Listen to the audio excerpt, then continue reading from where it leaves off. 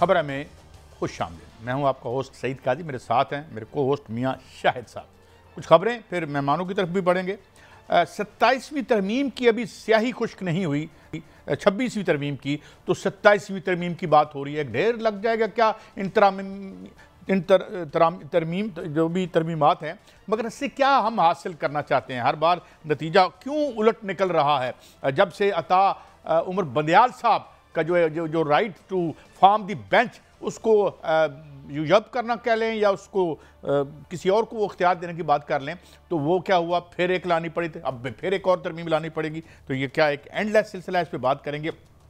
इसके साथ ही हमारी अजीम पार्लिमानी रवायात को आगे बढ़ाते हुए हमारे जो स्पीकर हैं कौमी असम्बली के, उन्होंने कहा किसी सूरत भी अमल नहीं किया जाएगा सुप्रीम कोर्ट के फैसले पर। इसकी हमारी पार्लिमानी जमहूरियत और उसके मुस्तकबिल पर क्या मस्बत असरात मुरतब होंगे, इस पर भी बात करेंगे। जस्टिस मंसूर अली शाह बनने जा रहे थे चीफ जस्टिस ऑफ पाकिस्तान, अगर पीटीआई ने बाईकाट ना किया होता। ये खबर आई है क्योंकि पीपल्स पार्टी मंसूर अली शाह साहब को ही बनाना चाहती थी, मगर बहरहाल वो भी एक बुरा चाइस तो यकीनन नहीं है। बड़े वो माइल्ड मगर बड़े स्ट्रॉन्ग और फर्म जज हैं जो हमारे अब चीफ जस्टिस बने। और उसके साथ ही इसराइल तारीख की महंगी तरीन जंग कर रहा है और इस पूरी दुनिया को एक ख़तरे में झोंक दिया गया है। खुद इसराइल की आवाम एक गुर्बत की ज़िल्लत का जिस तरह शिकार हैं, कुछ दिन पहले हम बात कर चुके हैं। और जो गज़ा के लोगों के साथ हो रहा है वो तो एक अनटोल्ड मिजरियों से रिपोर्ट करते हुए कलेजा मुंह को आ जाता है। जनाब मियां शाहिद साहब खुद ही गुफ्तगू का आज आगाज़ करते हैं, जब तक हमारे मेहमान हमें ज्वाइन करेंगे।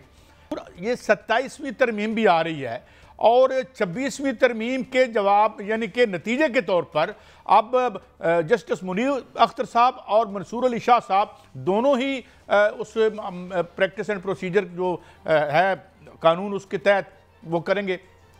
हमें एतजाज़ हसन साहब ने ज्वाइन कर लिया है, बहुत शुक्रिया एतजाज़ हसन साहब। मैं एतजाज़ हसन साहब एक सादा सा सवाल ये है कि पहले हमने उमर अता बंदयाल साहब का जो इख्तियार था बेंच फार्म करने का, उसके लिए कानून बना दिया, फिर पता चला वो तो उल्टा गले में पड़ गया है। अब क्या करें? फिर एक 26वीं तरमीम आ जाती है। फिर अब दोबारा जब या आफरीदी साहब आते हैं तो वो ले आते हैं मुनीब फारूक अख्तर साहब को भी और जनाब मंसूर अली शाह साहब को भी। तो क्या हम एक तरमीमात के एक लंबा सिलसिला होगा जब तक हमारे आला मकासद पूरे नहीं होते? एंड सेकेंडली मुझे यह भी बताइएगा इस बात को कैसे देखते हैं आप जो हमारे स्पीकर मोहतरम ने कहा है कि हम किसी सूरत जो है सुप्रीम कोर्ट का फैसला नहीं मानेंगे। जनाब एतजाज़ हसन साहब। सुप्रीम कोर्ट का फैसला तो मानना ही पड़ता है। ये एक मुर्गी और अंडे वाली मिसाल है। एक जो बहस होती है इस पे ये जो इस मामले पे कि अदालत का हर्फ आखिरी होगा या पार्लियामेंट का, ये यूँ चलती है कि जिस अंडा पहले आया और उसमें से मुर्गी पैदा हुई, या मुर्गी पहले आई और उसने अंडा दिया। ये इसका कोई बहस का हल नहीं है। बस प्रैक्टिकली क्या होता है वो मैटर करता है। अब इसका हल जो नहीं है वो मैं अर्ज कर दूं क्यों नहीं इसका हल, कि इसका कोई जानता ही नहीं अंडा पहले आया और मुर्गी पहले आई। इसी तरह पार्लियामेंट कहती है हम कानून साजी करते हैं, हम कानून बनाते हैं और हमें पता है कि इसके मानी क्या है, और हम कानून जो बनाते हैं उस पर बाकी ये अदालत पे भी वो नाफिज होता है। बिल्कुल सही बात है। पर अदालत कहती है कि आप कानून बनाते हैं, उसके मानी क्या है, उसकी तशरीह क्या है, वो हम करेंगे और अदालत करती है। अब ये फिर पार्लियामेंट कहती है कि आप जो तशरीह करेंगे उसको हम नई कानून साजी से बदल देंगे, ज़ाहिल कर देंगे। अदालत कहती है, ये हाईएस्ट कोर्ट और हाईएस्ट पार्लियामेंट कि में हो रहा है एक तरह मुकालमा। अब अदालत कहती है आप तशरीह करके और उसके अल्फाज कानून के बदल भी देंगे, तो उन अल्फाज का क्या मानी है वो हम ही बताएंगे, किस तरह इंटरप्रेट करते हैं। अब मिसाल के तौर पे आइन में लिखा हुआ है कि एक जगह लिखा हुआ है, और ये लिखा हुआ है, ये बाकायदा बता रहा हूँ कि अगर कोई असेंबली डिज़ोल्व होगी तो 90 दिनों के अंदर अंदर उसको इलेक्शन होगा।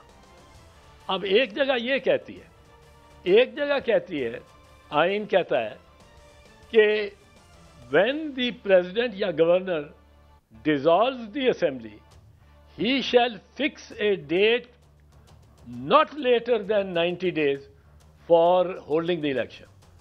अब एक जगह आया within 90 days, एक जगह आया not later than 90 days. अब ये तो पार्लियामेंट ने बना दिया। अब अदालत ने फैसला करना है कि ये 90 डेज नॉट विदिन 90 डेज है या नॉट लेटर देन 90 डेज। एक के मतलब है विदिन 90 डेज का कि ये 91 हो जाए 92 हो जाए कोई बात नहीं, बट दूसरा जो है कि नॉट लेटर देन 90 डेज, इसका मतलब है 91 वाला दिन इलीगल हो गया। अब मेरा मौक़िफ़ ये है कि पंजाब और खैबर के जब असेंबलियाँ डिज़ोल्व हुई तो not later than 90 days election commission के ऊपर फ़र्ज था कि वो इलेक्शन कराती। अब इसी बात पे हम आते हैं, बेहतरीन तजज़िया इलेक्शन कमीशन पे जो फर्ज होता है, ये फैसला जो सुप्रीम कोर्ट से आया वो भी इलेक्शन कमीशन पे फर्ज है, लेकिन इलेक्शन कमीशन अमल दरामद नहीं कर रहा। आज तौहीन अदालत की दरख्वास्त दायर हो गई है। अब सर ये दरख्वास्त कौन सुनेगा? क्या तौहीन अदालत की कार्रवाई हो सकती है इलेक्शन कमीशन के खिलाफ?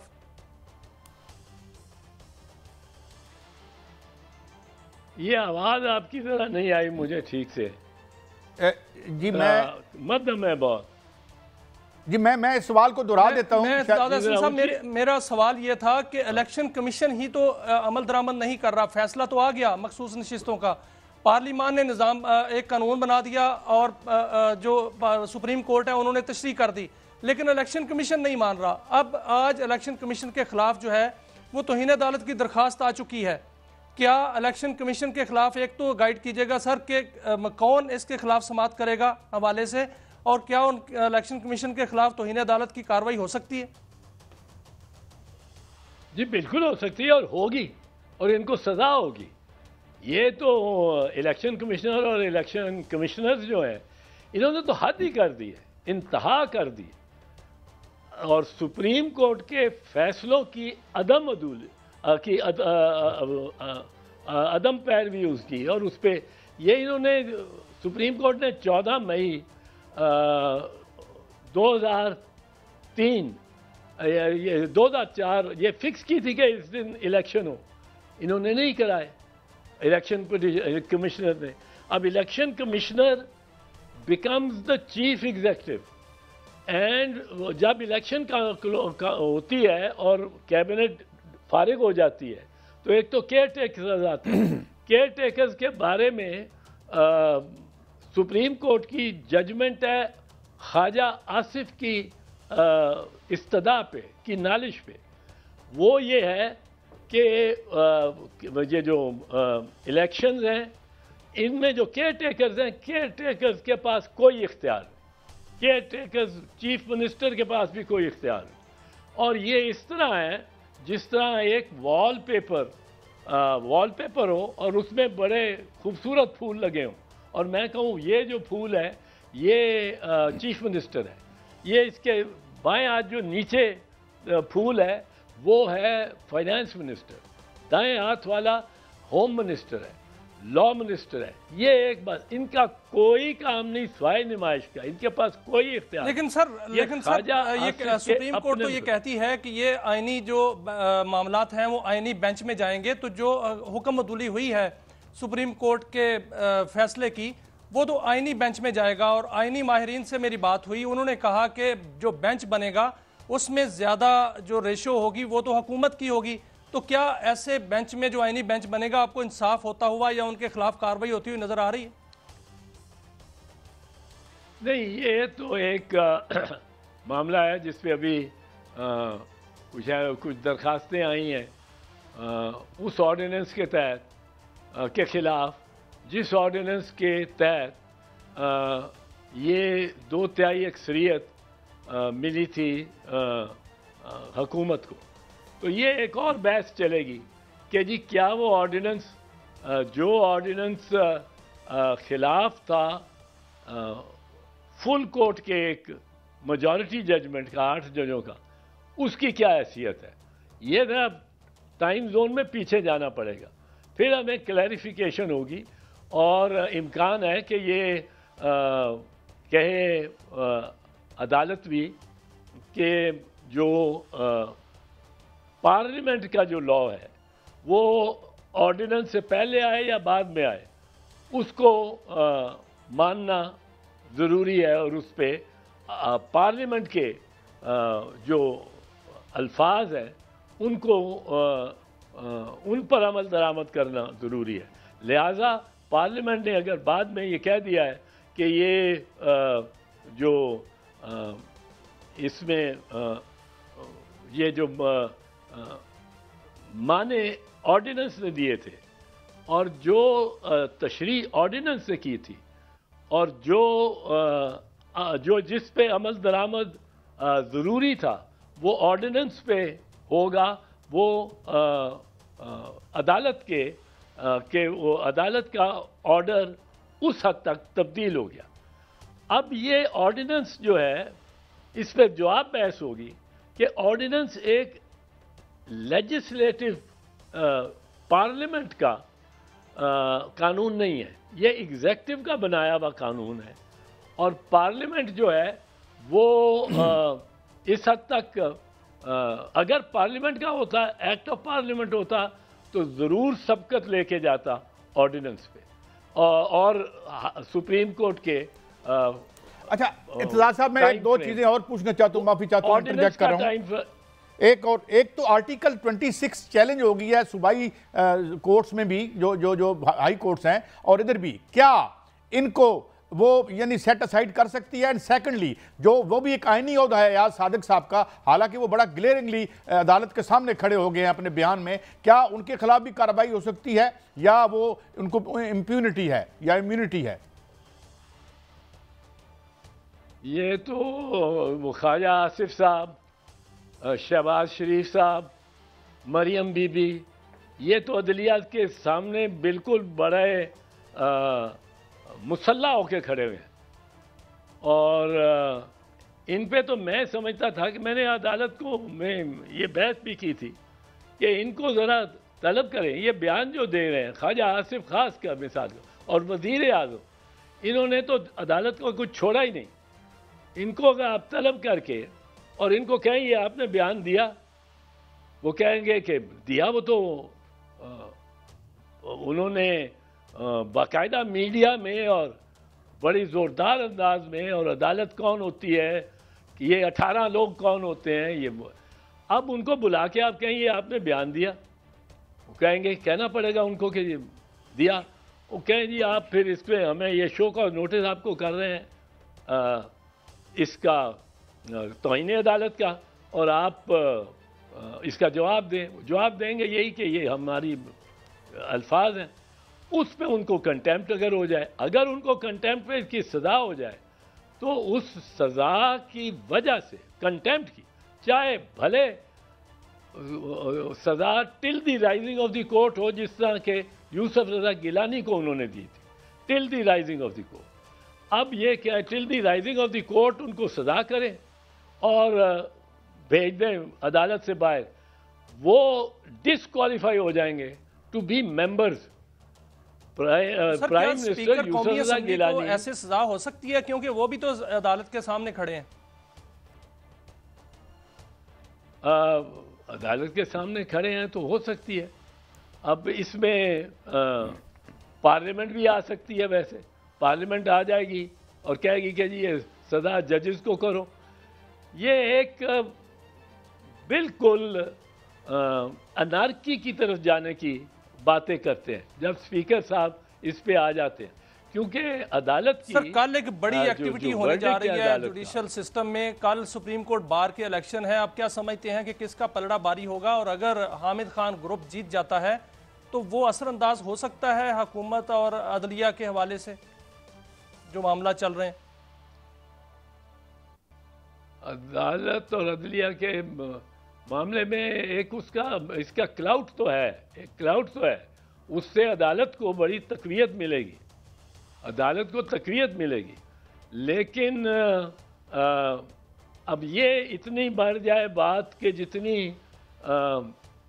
2009 में लॉयर्स मूवमेंट जो कि 2007 से शुरू हुई थी, मार्च 2007 से मार्च 2009 तक वो मूवमेंट तहरीक वकला वो चलती रही 2 साल पूरे कंसिस्टेंटली, और मार्च 2009 में जज बहाल हुए। अब वो तो एक बड़ा प्रेशर बन गया था उसका।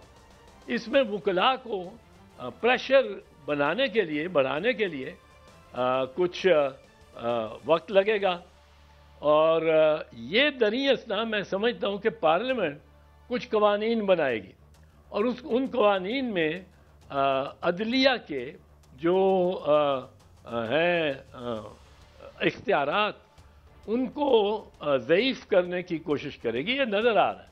सर यही गूंज जो है वो सामने आ रही है 27वीं आईनी तरमीम की, कि 27वीं आईनी तरमीम जो है वो लाई जा रही है, सीनियरिटी लिस्ट को डिस्टर्ब किया जाएगा। ये भी ज़राए कह रहे हैं कि सीनियरिटी जो है वो 3 से शुरू होगी, 3 के बाद से। ये राना सनाउल्लाह जो है ना वो भी बयान दे रहे हैं। तो आप क्या समझ रहे हैं कि 27वीं तरमीम के आने के बाद अदलिया की साख्त क्या होगी? नहीं, आप क्या समझते हैं कि seniority list selection of chief justice number 4 से शुरू होगा? नहीं सर, आगे सीनियरिटी लिस्ट जो है उसको जो है वो कहा जा रहा है राना सनाउल्लाह की जानिब से कि 3 से के बाद से शुरू होगी।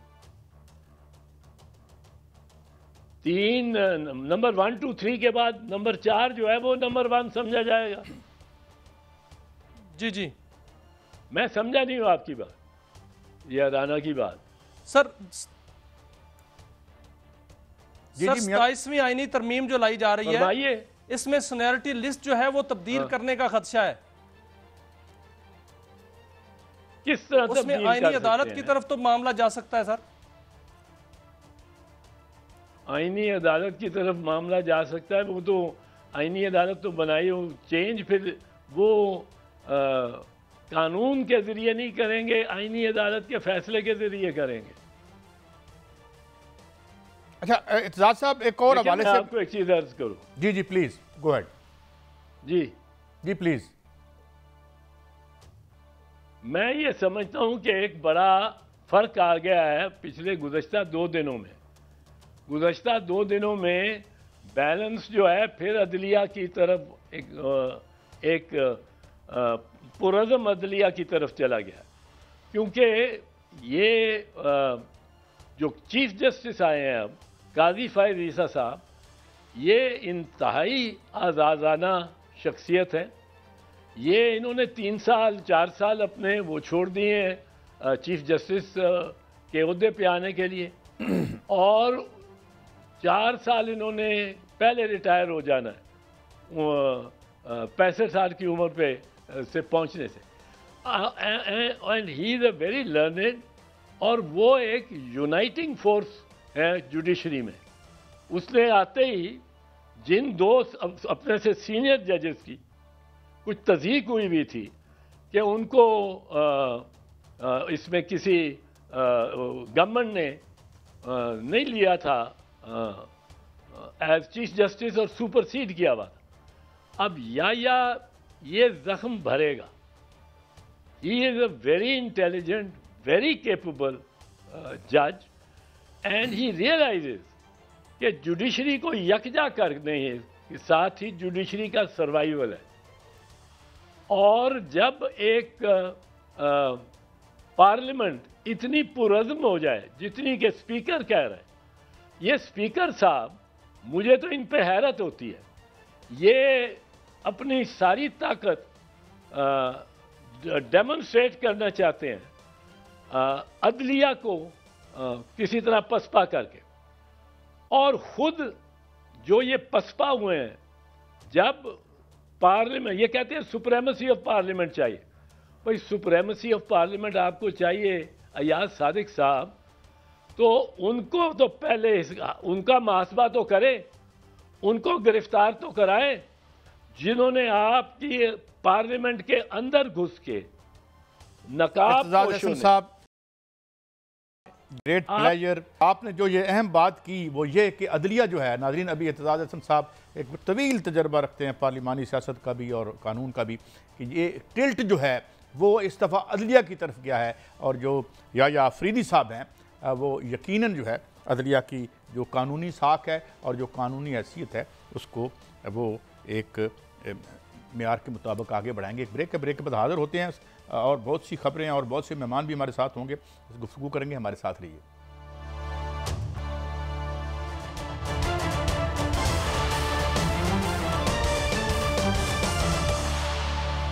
Welcome back. नाज़रीन, हमें ज्वाइन किया है मारूफ साफ़ी जनाब साकिब बशीर साहब ने, कोर्ट रिपोर्ट करते हैं। इमरान वसीम साहब ने हमें ज्वाइन किया है, किसी तारुफ के मोहताज नहीं है। साकिब बशीर साहब, एक अभी इतना हुला बलू जिसे आप कहते हैं 26वीं जो थी तरमीम, अब क्या कमियां रह गई हैं और कौन से वो अजीम मकासद हैं जो हमने 27वीं तरमीम में हासिल करने हैं, और क्या ये वाकई आ रही है? इसके बारे में आपके पास क्या इतलात हैं, और अगर आ रही है तो ये क्या क्या इसमें तब्दीलियां होंगी हमारे आइन के लिए? साकिब बशीर साहब।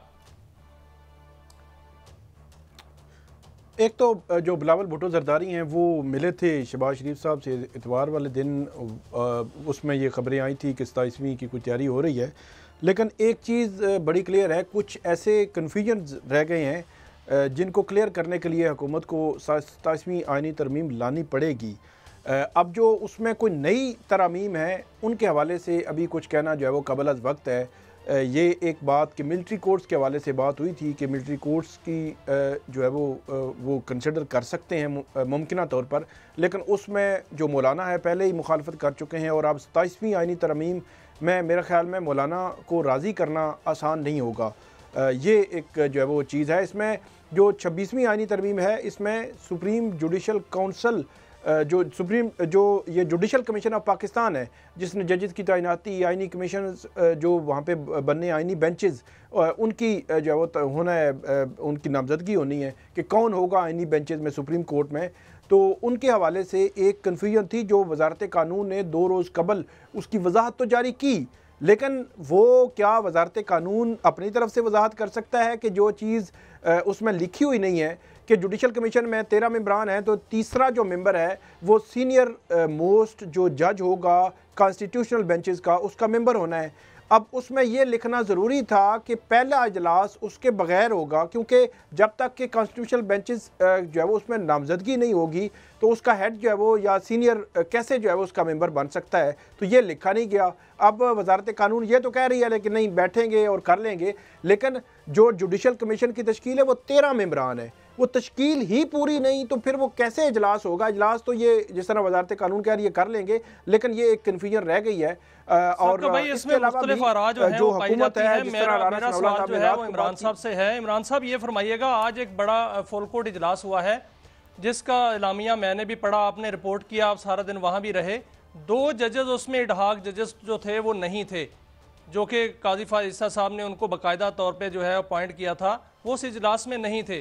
क्या वो उस इजलास में उनको बुलाना जो है वो लाजमी नहीं था, या अब ये फरमाइएगा क्या वो रहेंगे?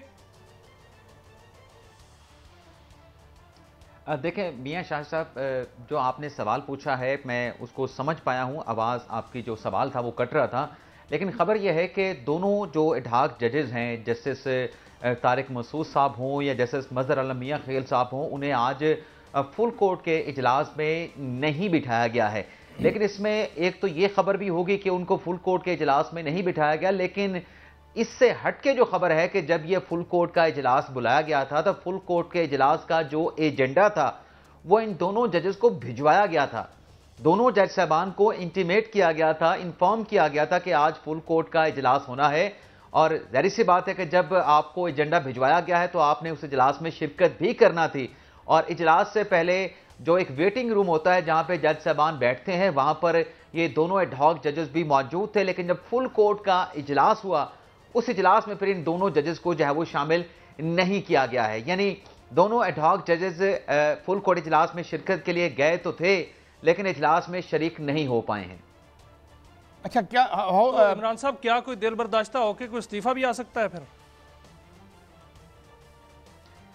देखें, ज़ाहिर सी बात है कि अब जो मैंने आपको दो चीज़ें बताई हैं कि एक, पहले उनको ये एजेंडा भिजवाया जाना, उनको इन्फॉर्म करना, उनको बताने का मकसद तो यही था कि आप भी उसमें शिरकत करेंगे और शिरकत के लिए ही उनको एजेंडा दिया गया था। लेकिन उसके बाद जब उनको इजलास में शामिल नहीं किया गया तो एक मायूसी तो होती है, इंसान दिल बर्दाश्ता तो होता है, लेकिन देखना ये होगा कि वो कितना इसको फील करते हैं, क्योंकि उनकी जो अपॉइंटमेंट हुई थी वो साबिक चीफ जस्टिस काजी फायसा के दौर में हुई थी और अब जस्टिस याहिया अफरीदी साहब हैं जो कि इन कोशिशों में मसरूफ़ हैं कि जो जजेस के दरमियान तलखियां हैं, जो इख्तलाफात हैं, जो फासले हैं, उनको कम किया जाए। लेकिन आज ये जो हैपनिंग हुई है जिसकी डिटेल मैंने आपके प्रोग्राम के ज़रिए आप नाजरीन के सामने रखी है, तो इससे ज़ाहिर सी बात है कि दोनों जजेस जो है वो दिल बर्दाश्ता हुए होंगे, लेकिन एक बर्दाश्त का मादा भी होता है ना। आप देखें ना कि मंसूर अली शाह साहब आज वीडियो लिंक के जरिए इस फुल कोर्ट के इजलास में शरीक थे। अगर फुल कोर्ट के इजलास से पहले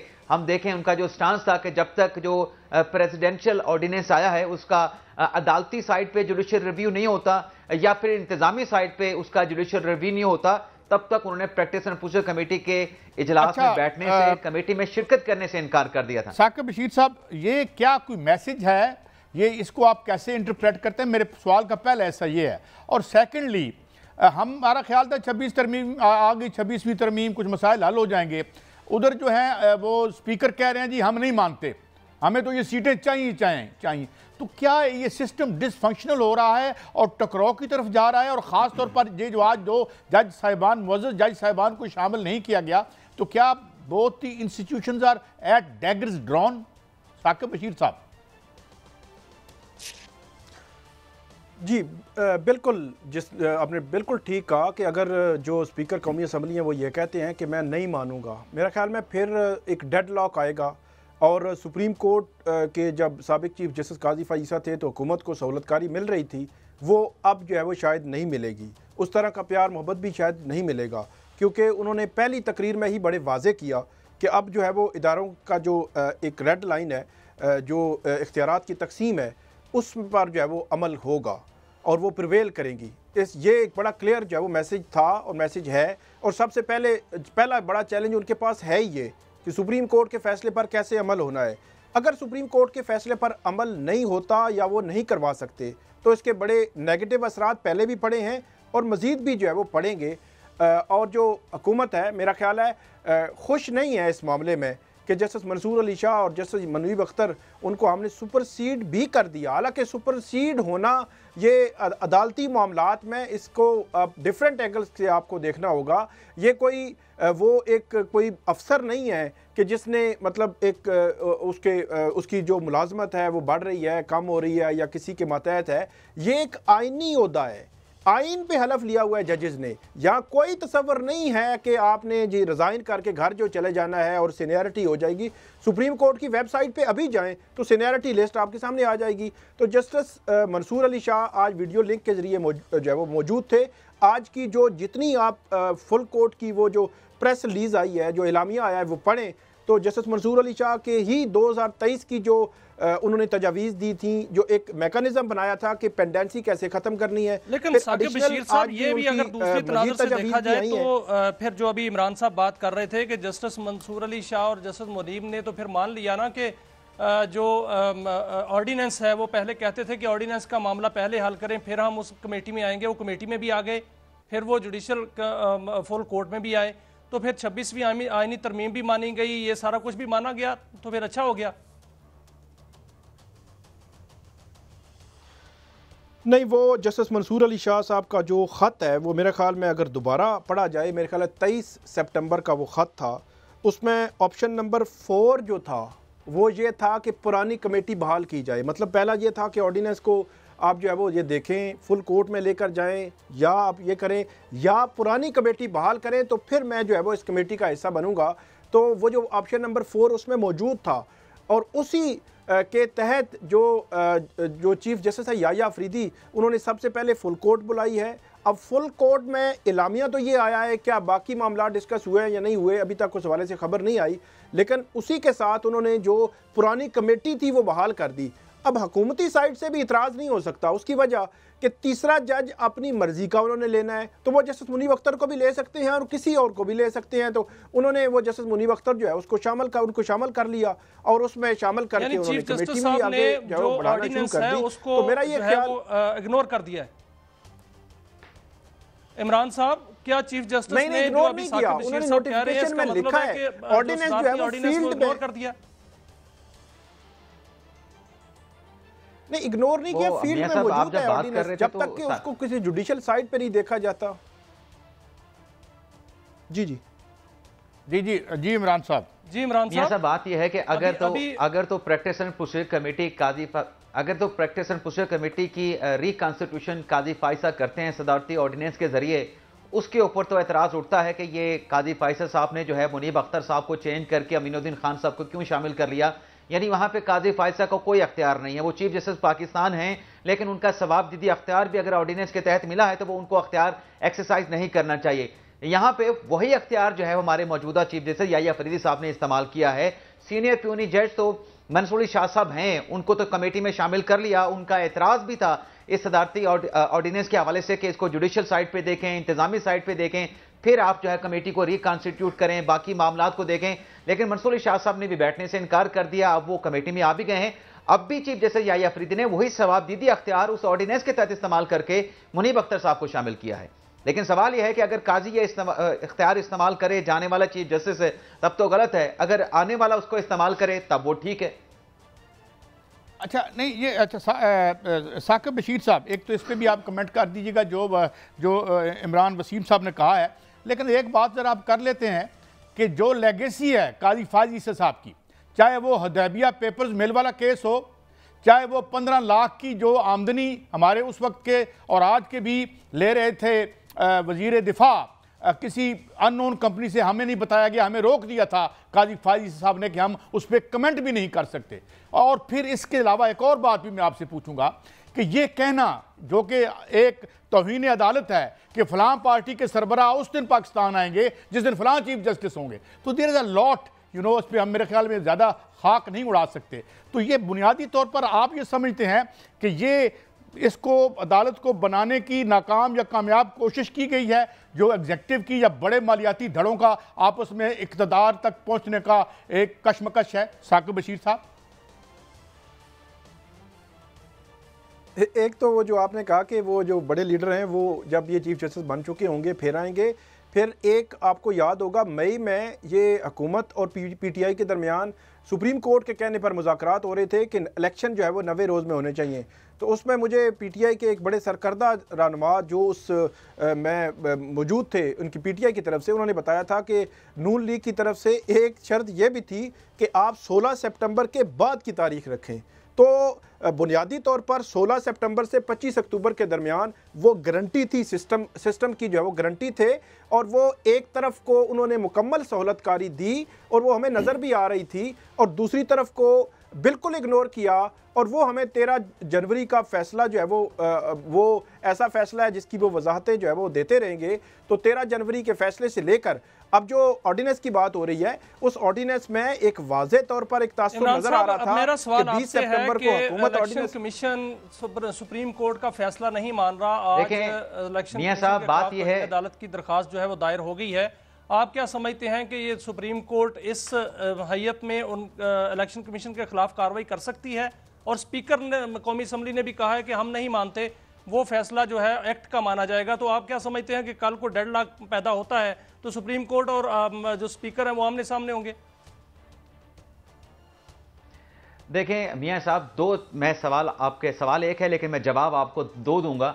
आज ये तौहीन अदालत की दरखास्त दायर हुई है, तो जब तौहीन अदालत की दरखास्त आई है इसका मतलब है कि जो नजरसानी की दरखास्तें सुप्रीम कोर्ट में पेंडिंग पड़ी है अब उनको लगाकर भी जो है फैसला करना पड़ेगा। और फिर नजरसानी की दरखास्त में ये सवाल भी आएगा कि जब इलेक्शन एक्ट में तरमीम करती गई है तो तरमीम के बाद इलेक्शन कमीशन इलेक्शन एक्ट के ऊपर अमल दरामद करे या सुप्रीम कोर्ट के फैसले पर अमल दरामद करे। यह एक कॉन्स्टिट्यूशनल सवाल है जो कि कॉन्स्टिट्यूशनल बेंच की तरफ जो है इसको रेफर करना पड़ेगा। बाकी बात, आपका प्रोग्राम इंतहाई क्रेडिबल है, आप भी क्रेडिबल हैं, काजी साहब भी क्रेडिबल हैं, लेकिन हमें हकायक जो है वो मुकम्मल अवाम के सामने रखने चाहिए। यहां पर अदालती सहूलतकारी की बात की गई। जब 2021 में सेनेट का इलेक्शन हुआ तो अदालती सहूलतकारी के लिए क्या किया गया?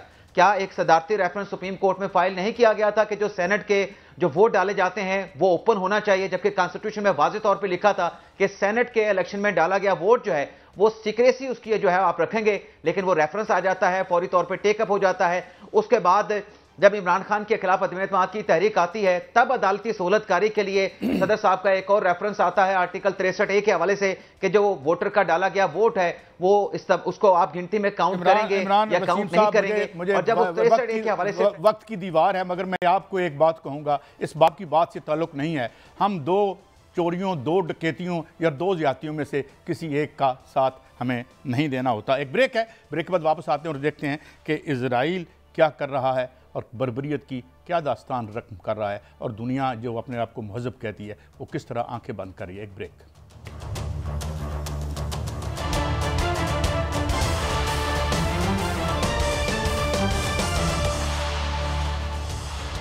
वेलकम बैक नाज़रीन। ये जो इज़राइल की जो अपनी तारीख़ की सबसे महंगी जंग, ये यानी बिलियंस ऑफ डॉलर्स इस्तेमाल हो रहे हैं मासूम बच्चों के गले काटने के लिए। जिस तरह अगले दिन एक वीडियो आपने देखी थी जब एक जगह पे इज़राइल का असला शायद बिक रहा था, कहीं अमेरिका में उनकी नुमाइश लगी हुई थी, तो एक बंदे ने जाके कहा आपके पास बच्चों का श्रेडर है। श्रेडर हम उस आले को कहते हैं जिसमें आमतौर पर कागज़ डालकर उसके छोटे छोटे टुकड़े कर दिए जाते हैं। मियाँ साहब, ये जो जवाब आया है उसमें हमने देखा है कि ईरान ने सोचने पर कम से कम मजबूर कर दिया है कि अगर आप ऑल आउट अटैक करेंगे। और मैं एक और भी बात आज पॉइंट आउट करूं, ये मुंह से थकते नहीं है, सबसे बड़े टेररिस्ट की तस्वीर तो अभी हमारे सामने नज़र आ रही है, और दूसरा जो है वो मेरे ख्याल में अब पीछे हट गया है। वहाँ पे बात यह है कि जितने ईरान ने हमले किए वो ज़्यादातर मिलिट्री इंस्टॉलेशन पर लगे, वो जाके पब्लिक की आबादियों पर कम से कम कोलैटरल डैमेज हुआ, जबकि इन्होंने जब भी मारा अवाम और अवाम के निहत्ते, और उसके बावजूद ये महज़ब हैं। They are torch bear of western civilisation and then we are terrorist. Look at this double standard. तो अब आप समझते हैं मियाँ साहब कि एक ईरान ने जो मैसेज दिया है कि एक बहुत बड़ी तबाही से 2-4 हो जाएगी दुनिया की मैशत भी और आपकी आबादियाँ भी अगर आपने एक्सेस की तो। मेरी अंडरस्टैंडिंग ठीक लगती है आपको मियाँ साहब? काजी साहब देखें, जो इजरायली दहशत गर्द है वो ना तो अखलाकी तौर पर और ना ही कानूनी तौर पर और ना ही माशी तौर पर ये जंग जीत चुका है, वो जंग हार गया है। और जो उसने दावा करता है कि हम जंग जो है वो जीत चुके हैं असले के ज़ोर पर, टेक्नोलॉजी के ज़ोर पर, वो भी जो है कोलैप्स कर गया। उसका दावे सारे झूठे हैं। नज़र आ गया पूरी दुनिया को कि अगर उसने असले के ज़ोर पर जो है वो फ़लस्तीनियों को गज़ा पर जो है जुल्म डाए हैं, तो जैसे ही उसके किसी ताकत से पाला पड़ा है तो उस वक्त वो बिल्कुल चित जो है वो हो गया। और अभी आप देखेंगे जो आलमी इदारे जो हैं वो जो रिपोर्ट्स दे रहे हैं वो बड़ी होशरुबा रिपोर्ट्स हैं। आलमी इदारे ये कह रहे हैं कि इजराइल को एक साल में 68 अरब डॉलर का नुकसान हो चुका है, और एक साल अगर और लगता है तो फिर 93 अरब डॉलर का बिला वास्ता और बिल वास्ता 200 अरब डॉलर का नुकसान होगा। और इस वक्त काजी साहब हालत ये हुई है कि इजराइल की जितनी भी कंपनियां हैं उसका कोई शेयर खरीदने को तैयार नहीं है। इजराइल ने बॉन्ड जारी किए, कोई वो खरीदने को तैयार नहीं है। इजराइल को कोई कर्जा देने को तैयार नहीं है। आलमी मालियाती इदारे जो हैं वो हिचकिचा रहे हैं कि इसने कर्जा कहाँ से देना है, वापस कहाँ से करना है। ये तो दहशतगर्द उसको करार दे दिया गया है। इसलिए अगर इजराइल मजीद जो है वो जुरत करेगा तो ईरान की तरफ से मुंह की खाएगा। नहीं, ना सिर्फ ये होगा बल्कि उसकी तबाही होगी। इसलिए कि इजराइल के जो पासदारान इनकलाब के साबिक ओहदेदार जो उन्होंने बयान दिया था कि हमारे पास एटम बम से भी ज़्यादा ख़तरनाक हथियार हैं, वो बिल्कुल हैं। उनमें जो है वो अगर ऐसा जंग छिड़ती है तो खित्ते के लिए तो वो ख़तरनाक होगा ही, लेकिन वो दहशतगर्द इजराइल जो है वो तबाह हो जाएगा। वो माशी तौर पर तो तबाह हो चुका है, अब वो अखलाकी तौर पर भी तबाह हो चुका है। वो कानूनी तौर पर कोई दुनिया का मुल्क जो है वो उसको मुंह लगाने के काबिल लायक नहीं है समझता। अब आप देखेंगे ब्रिस्क में जो है वो भी उसके खिलाफ जो है वो करारदाद पास की गई, उसके खिलाफ बात की गई। यहाँ SCO में उसके इजराइल के खिलाफ बात की गई, यूरोप में उसके खिलाफ बात हो रही है, अमेरिका की अवाम उसके खिलाफ बात कर रही है। अमेरिका की जो हुकूमत है उसकी मजबूरी होगी, पता नहीं क्या मजबूरी है, वो भी अगर इलेक्शन होते हैं तो उसके बाद वो भी अपना किबला और अपना समत जो है वो दुरुस्त करेंगे। तो इजराइल ना सिर्फ पूरी दुनिया के तन्हाई का शिकार हो रहा है, बल्कि वहाँ पर जो है वो इस वक्त आगे आप देखेंगे कि अगले साल उसमें ना सिर्फ गरीला वार शुरू होगी बल्कि वहाँ पर भूख भी नाचेगी। जो लोग इजराइल जो गजा के लोगों ने कुर्बानियाँ दे दी वो दे दी, लेकिन वहाँ पर जो गुरीला वार शुरू होने वाली है, जो शुरू हो चुकी है, और जो ड्रोन हमले होने वाले हैं और जो हो चुके हैं, वो इजराइल को तबाह कर देंगे। कैसा ईरान तो अब एक तो ईरान ने मियाँ साहब वो जो F-35 का बहुत शोर होगा था और उस एयरबेस पे अपनी एक्सेस भी ईरान ने दिखा दी थी, बल्कि एक्सेस तो उन्होंने यहाँ तक दिखा दी थी कि एक नेतान्याहू की जो रेजिडेंस है वहाँ तक भी उन्होंने अपनी एक्सेस दिखा दी थी। लेकिन ये वापसी पे कोई इस तरह काबिल ज़िक्र, हाँ कुछ लोग शहीद हुए यहाँ पे, 1-2-4 जितने भी यानी अब क्लेम्स और काउंटर क्लेम्स आ रहे हैं, लेकिन वेस्टर्न मीडिया से भी हमें अंदाज़ा होता है कि कुछ ख़ास नहीं। एक अलामती स्ट्राइक उन्होंने की है ये डरते डरते कि अगर आबनाए हुर्मुज़ में 1-2 जहाज़ डबो दिए ईरान ने तो फिर एक दुनिया एक ऐसे माशी बुरान में आएगी कि उसका सबसे ज़्यादा नुकसान वेस्टर्न वर्ल्ड को होगा। हमें तो हो गई, हमें और क्या होना है, इस तो हो गए थाना कोई नहीं, सिपाही तो थले रहें कोई नहीं, मतलब है वो ही लुटेंगे जिनके पास कोई सामान है।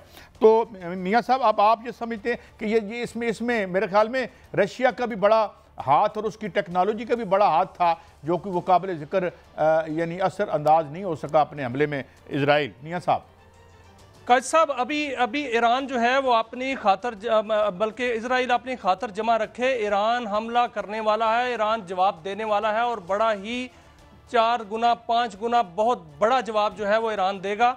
और वहाँ पर जो है वो इस वक्त इजराइल के अंदर खलबली मची हुई है और वहाँ की अवाम जो है वो बाहर निकलने को है, 12 लाख अफराद जो है वो मुल्क छोड़ने को हैं और अभी हो सकता है कि चंद दिनों बाद ईरान एक बड़ा हमला जो है वो इजराइल पर कर दे। बहरहाल हम तो ये कहेंगे कि जंग नहीं होनी चाहिए, सिविलियन हर जगह पे जो हैं वो महफूज रहने चाहिए और जनेवा कन्वेंशन के तहत होने चाहिए। इवन हमारी जो कल्चर है, जो हमारा मज़हब है, वो हमें बताता है औरतों बच्चों के साथ जो है उनको जंग में शामिल हमें नहीं किया जाता, मगर ये जो बर्बरियत वेस्ट की है उनको ये बातें, ये अखलाक, ये असूल नज़र नहीं आते। प्रोग्राम का वक्त ख़त्म हुआ, कल फिर मिलेंगे। अल्लाह हाफ़िज़।